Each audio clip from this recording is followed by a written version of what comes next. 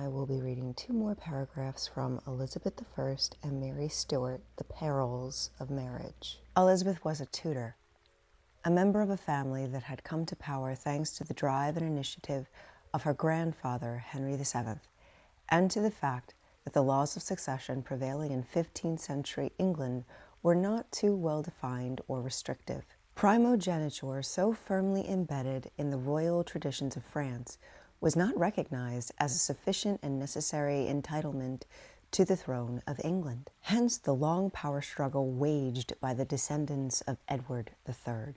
Royal authority was weakened by this civil war known as the Wars of the Roses. The Lancastrians, the line that produced Henry IV, Henry V, and Henry VI, took a red rose as their emblem, whereas a white rose symbolized the Yorkist branch of Edward IV and Richard III. Whoever wore the crown had to resist the unremitting pressure exerted on him in turn by the great rival houses of Lancaster, York, and Warwick, which maintained veritable private armies. On 22nd August 1485, when Richard III was killed by Henry Tudor during the last battle of the Wars of the Roses, Henry, the last of the Lancastrian line, seized his opportunity without hesitation. Lord Stanley, who had facilitated his victory by deserting the king's party, retrieved the crown from the dust of the battlefield and placed it on his head to resounding cries of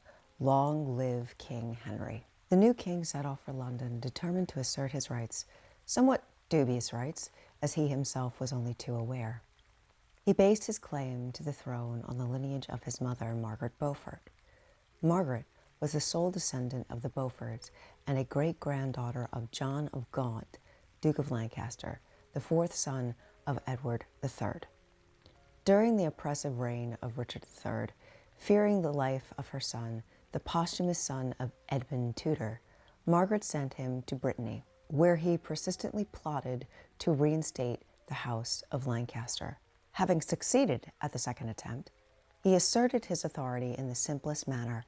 He proclaimed himself King Henry VII, summoned Parliament in November 1485, and, without entering into the details of his succession, argued that his victory had manifested the will of God. Henry's decisiveness, coupled with general lassitude and the fact that Richard III, the last sovereign of the Yorkist line, had not only left no descendant, but contrived the murder of his nephews, the sons of Edward IV, clinched matters in his favor.